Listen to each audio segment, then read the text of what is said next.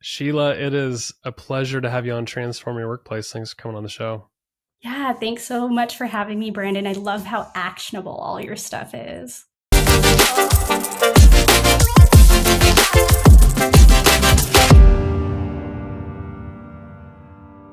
Thank you. I appreciate it.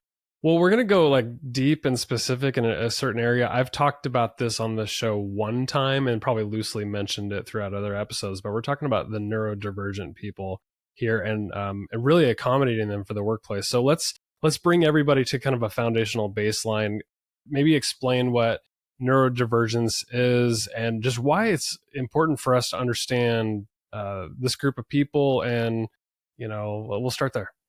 So I'll kind of start with like neurodiversity and neurodivergence kind of gets mixed up. And Oh, so okay. really the realm of neurodiversity is that no two brains are the same. Right. That is it.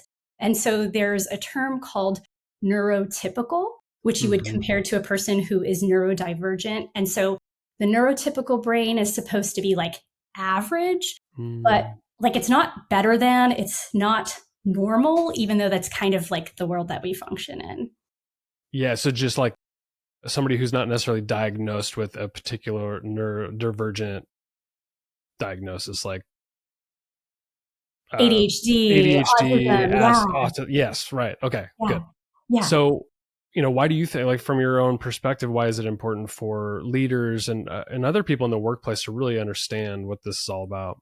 Yeah. So, I mean, you touched on an important point about diagnoses. And so, really, like a neurodivergent brain processes information differently. We perceive the world differently. We interact with it differently. I have ADHD and anxiety. So, disclosure, I am neurodivergent. Thank you for disclosing that. Yeah. And so, some people may have a diagnosis. Some people, for so many reasons, do not have a diagnosis. They either might choose not to have a diagnosis. Maybe they've been like compensating their whole life and being able to like just get by. And so there was no reason to suspect that they needed a diagnosis or support.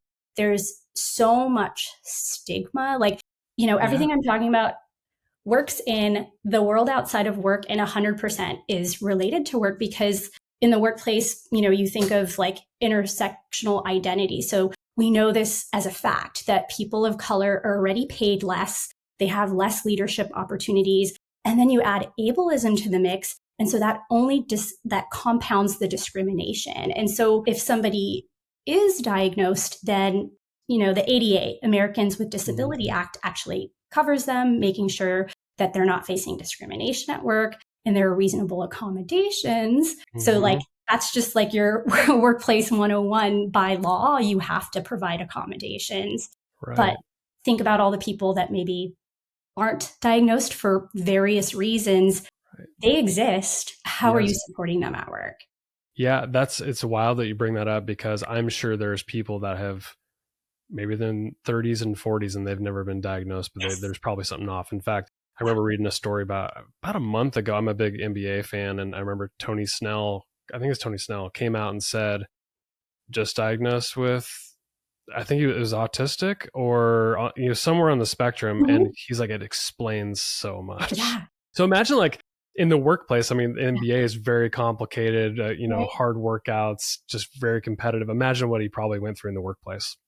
Yeah, exactly. And like, so I'm an occupational therapist. I'm supposed to know this stuff. I was diagnosed late in life too. Like I've just been kind of like OTing myself. And so, there are so many reasons I would love to highlight all the like qualities that neurodivergent people bring to the workplace. Like, it's not about, oh, let me suspect who has it and let's diagnose them. It's more about like, let's look at strengths that people bring. And so they're like, we solve problems in ways that other people wouldn't even think to because our brains perceive the world differently, right? We think differently.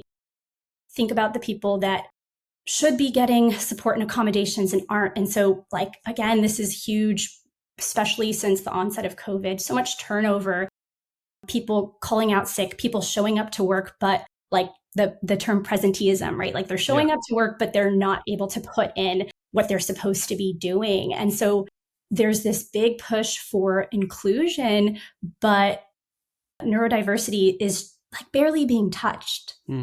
Yeah. I wasn't going to go this direction, but I think it would be beneficial to listeners. Like if they suspect and they've never been diagnosed with anything, what are some steps from your perspective, since you're a Yeah. professional in this space? Like what steps can they take to get a diagnosis if they Yeah. suspect that they've been living with something like this? So this is something that I do get often. So I mostly work with professionals. I work with adults, and many have diagnoses, many do not. And so one of the first things when somebody isn't diagnosed is first understanding what it means to get the diagnosis, right? So unfortunately, if you live in the US, there's the whole insurance issue. And so if you have a pre-existing condition, that impacts your, like, how much insurance is going to cost you. And so if there's a period where maybe your employer isn't covering you, you're kind of screwed.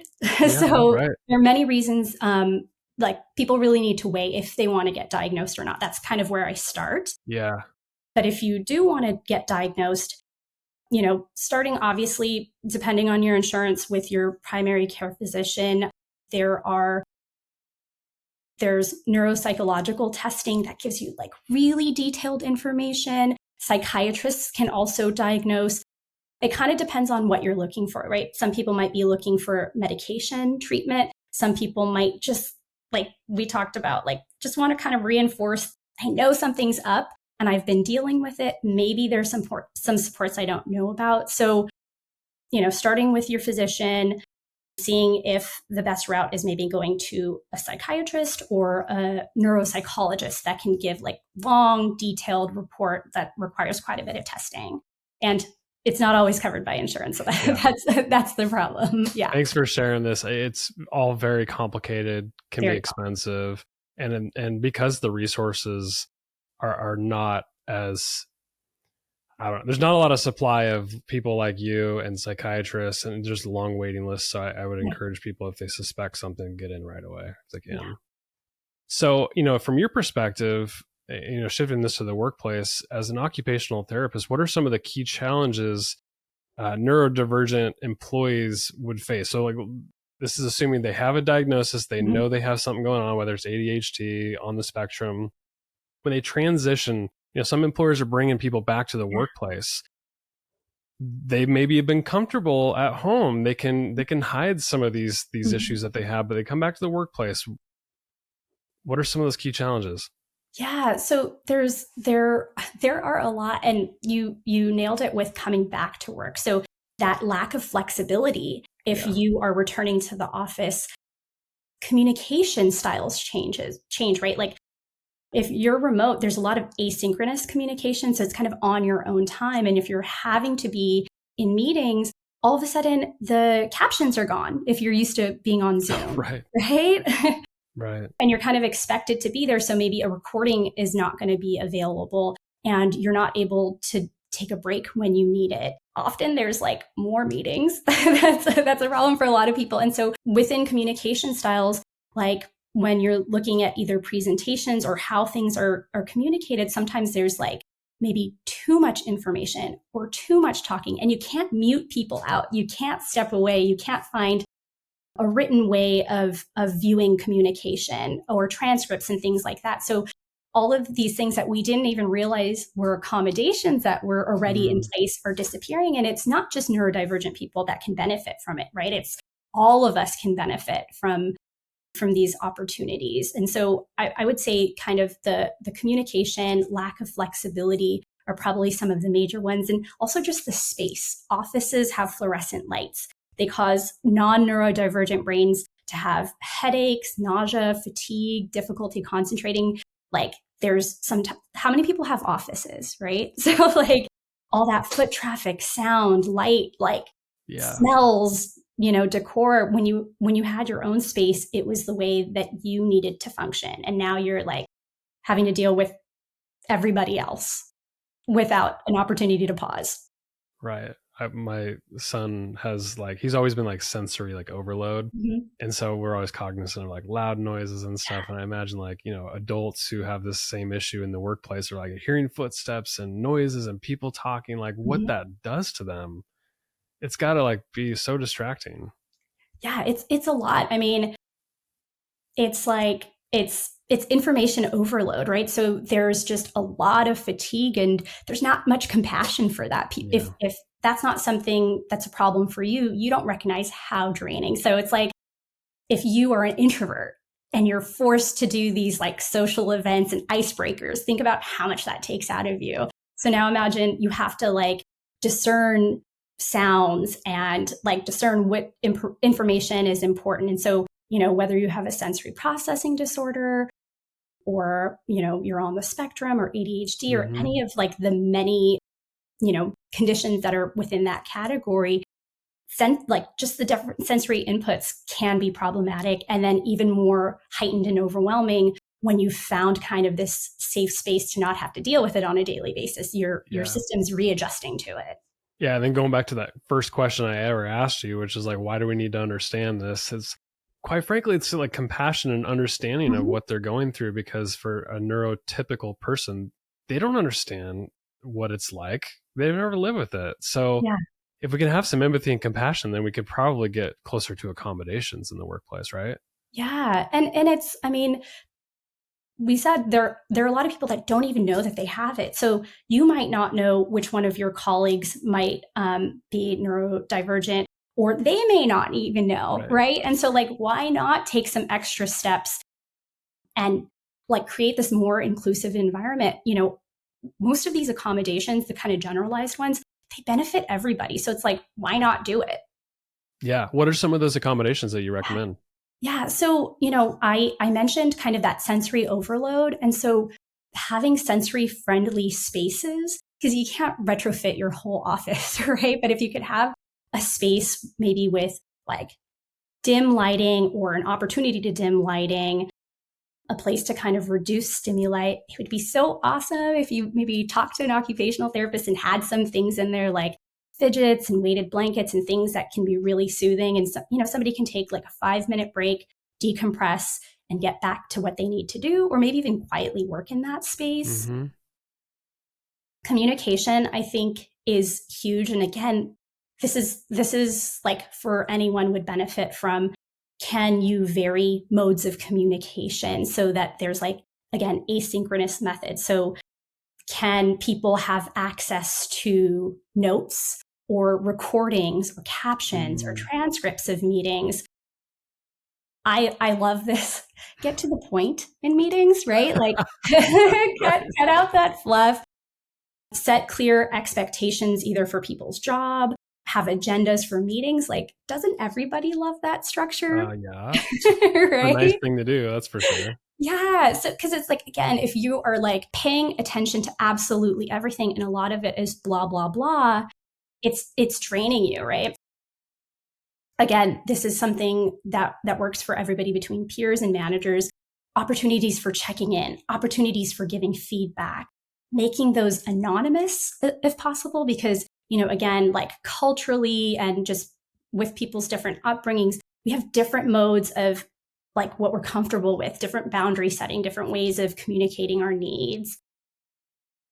I think almost everybody would agree, like if you can, flexible work schedules, more than the OSHA required breaks, like let people take breaks. If they're doing their job, let them take what they need, right? And especially if you do know that somebody within your team is neurodivergent, really focus on their strengths, like put them in positions where they can utilize their strengths. As I mentioned, there are like, being creative and solving creative problems and concentration on certain tasks are like, for many neurodivergent people, are just like off the charts. They're great at. And so put them in positions where they can really succeed and support other people. And then, of course, if somebody is struggling at work, personalized accommodations, like there is there's no way around that, right? Like you can't generalize. No two brains are alike. So, if you're able to bring an occupational therapist in, that is exactly what we do. We build awareness. We help with coping strategies, sensory integration, help people communicate their needs. And like, it's totally dependent on the person. Yeah. What are some strategies, especially because a lot of employers, I hope, are talking about inclusion strategies. And, when you have, no two brains are alike, Mhm. how do you adopt inclusive strategies that create that Yeah. environment of inclusion? Yeah. I mean, like true inclusion is like a democratic process, right? It's not just one person that's like, hey, this is how I think it needs to Mm, be. Or I asked this one person and, they have this diagnosis that's disclosed and they said that this is helpful, right? So you really need to check in with your employees and gauge what they need. If it's not a safe space, they're not yeah. going to tell you. Uh-huh. That's what I Yeah. worry about is not never disclosing it, and we can never have Yeah. that inclusion because they're always going to be silent and kind of Mhm. not suffering necessarily, but a little bit of Yeah. that. They're if they don't Yes. disclose it, then Struggling unnecessarily, at yeah, least. right. Right. Yeah. Yeah. So I always worry about that. Like, just if you don't have a safe enough environment that Mhm. they can't disclose that they're neurodivergent, then we can never have true Yeah. inclusion. Yeah. Yeah. I mean, that's with any disability, right? Like if people aren't, Yep. I mean, if people don't feel safe to disclose it by law, they're protected. And so there's something fundamentally wrong. Yeah. But you like don't worry about all the other little things Hmm. if people can't even disclose basic legally protected needs. Yeah. Yeah. So this doesn't always have to be a top-down approach. I mean, I think peers and colleagues can get Mhm. involved in terms of like making sure that neurodivergent people are included in the workplace. What are some strategies that you would recommend employers and employees at any level adopt? You know, I'm in San Francisco, so like the tech space is huge. Don't force people to go to social events, like right? Those I think about like those icebreakers. Again, it's not just for neurodivergent people, but even like introverts. Those those are painful sometimes. So like a lot of people are kind of measured on their work successes based on their ability to like socialize, and Yeah. so those things need to be optional and people need other ways of being able to succeed in the workplace. And so kind of part of the socialization and the communication is like I guess I should have rewind and say like educate yourself, right? So you Yeah. can kind of understand, again, not everybody's going to be the same, but just get a basic understanding. And so people have different communication styles and people need to not get offended if somebody does set boundaries or maybe find a way to gauge feedback and be open to feedback when people Yeah. do give it to you, right? Yeah. Even with peers, mentorship is awesome. So, more and more there are like ERGs and affinity groups opening up. Hmm. And so, if there aren't mentors within the workplace, offering opportunities for people to get mentorship from people like them outside of the workplace so that they don't feel alone, so they can navigate some of the hard questions and the hard conversations of how to get support. Oh, gosh, I mean, this goes with like any kind of minoritized identity. Like, if you do suspect or somebody does disclose, like, don't tokenize, like Yeah. you can, Google is free. The internet exists. You can get a lot of information without making your coworker like your guinea pig. I Hmm. think Hmm. those are some of the basic ones. And, especially for employers, this is kind of harder to do with just your peers, but having anonymous ways or having third parties come in and do audits, if that trust isn't there, even if the trust is there, actually, sometimes having an anonymous like person not associated with your workplace, you'll get so much more information that Yeah. people within the organization aren't willing to give you. In your experience, are there specific industries that have been really good about accommodating neurodivergent Yeah. individuals, or and on the other side of it, which industries might have a long ways to go? Yeah. I'll start with the good. Yeah. I think that the tech industry has been great because not all we hear about these like big companies, Amazon and Facebook and Yeah. stuff requiring people to come back to work, but some of the smaller and mid-sized tech companies are remaining remote. They offer that timing flexibility.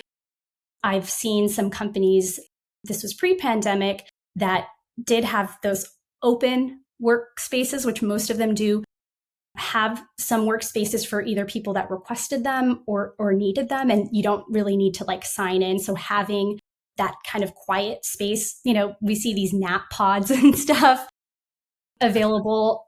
And then again, I'm seeing a lot in tech is funding for people have wellness funding. Yeah. For what they need that's not necessarily covered by their insurance, but that they need for just their overall well-being.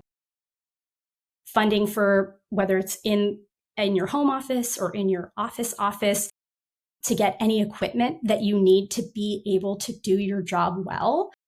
And so, a lot of this is related to accommodations. Like accommodations are way cheaper than lawsuits and losing employees. So tech, I think, is really pushing it and investing in their workers. And there happen to be a lot of brilliant, talented, super driven, neurodivergent people in tech, right? Absolutely. You were talking about some of the tools. Let's hone in on that a little bit. Are there tools and technologies or any sort of resources that you often recommend to employers to add to their, I don't know if you call it a benefit, but just the working environment, especially when you have neurodivergent people coming back to the office? Are there things that can aid their working style? Yeah. I don't know about necessarily tech tools for a company itself, other than what I mentioned before was like transcription services. So captioning. So, if you are doing a meeting live, having opportunities for there to be a text version of what's happening, or, transcript is after the fact, right? We want people to fully be part of the meeting in the workplace, right? But for individuals, there are free tools, and it would be cool if the workspace had it on like their intranet, like things to help people take breaks. So there are timers to help people take breaks. There are a bunch of apps for that. Also, like I said, the type of equipment. So like there's a lot of sensory equipment that can be really helpful. So I think when companies allow these they don't have to be huge. It could be like $500 a year or something, or even less if companies can't afford it, for people to be able to buy things that aren't covered by insurance, aren't covered by like HSA and FSA, right? The things that they need to feel soothed and calmed and to be able to do their work better, which is usually personalized. But just having a little bit of money goes a long way for like, hey, we care about you. We want you to take care of yourself. And we trust that you'll spend this wisely. Here it is. And the ROI is huge on those things. So I don't think they have to you don't have to do these major things. Yeah. Yeah. I mean, with this, a lot of what we're talking about is returning to the office, and it's like a different environment. But, those that have been able to work from home have the flexible, whether it's hybrid or just fully remote. How do neurodivergent people typically, and I know it's very personalized, but what are some things they do at home to make sure that they're, focused and not having episodes of distraction and whatever comes with their neurodivergent? Yeah. So, I mean, obviously, I can give you examples of kind of what I have seen in practice, and it doesn't mean that it's going to work for everybody. But, having a structure that works for somebody's schedule, right? Like some people stay up late. Some people wake up really early. And so, these 8 a.m. meetings are terrible for some people and amazing for others, right? And so, creating schedules based on when somebody has more energy, right? And so like really building your schedule around when do I need a break, and when do I have the energy to do some of these more tedious tasks, depending on like what your work is. Also, especially with ADHD, people can become hyper-focused on a task, forget to take a break, right? Forget to use the bathroom, drink water, and eat. And so using things like insight timers, when there's lots of different timers that we just talked about. So having people set those up, some of the really, really simple things are having what you need right in front of you as a reminder, because again, you might be really into work. And so, it is really hard because you can't really transform somebody's workplace back into how it worked from home. But these are places where managers can kind of have that discussion.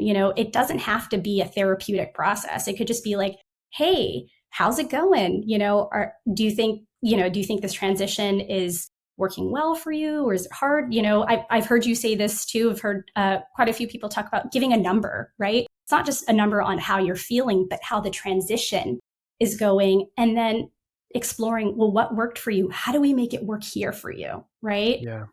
Because it doesn't translate that easily, and not everyone has access to an OT to help them do all this stuff. So I think those things can be really helpful, and managers that allow it, reminding people they can take a break whenever they need to, and offering those tools of, hey, have you checked out this app? Like, modeling is the best way. If somebody's using it and they know it works for them, sharing, right? Kind of normalizing, hey, I need accommodations too.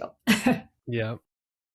As we wrap up this discussion, what's like the single most important message you'd want to get across to employers about this group of neurodivergent employees? They're all over the place, right? Like we need to support them and make them feel included. So what's the message?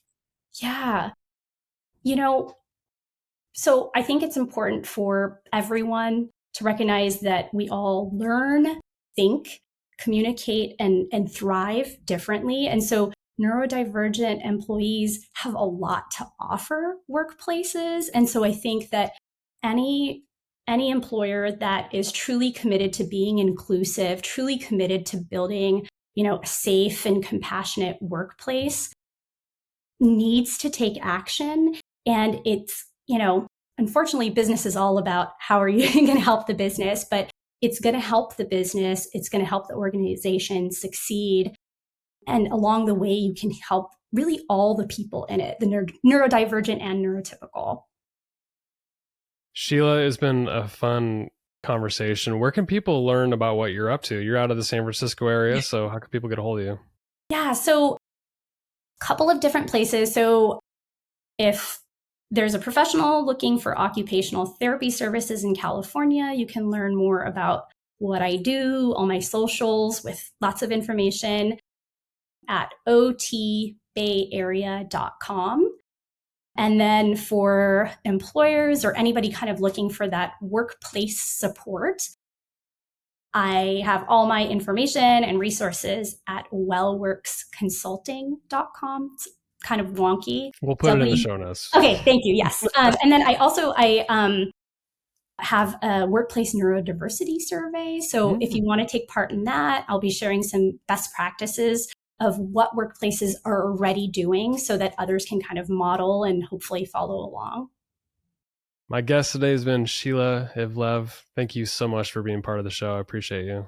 Thanks so much for having me.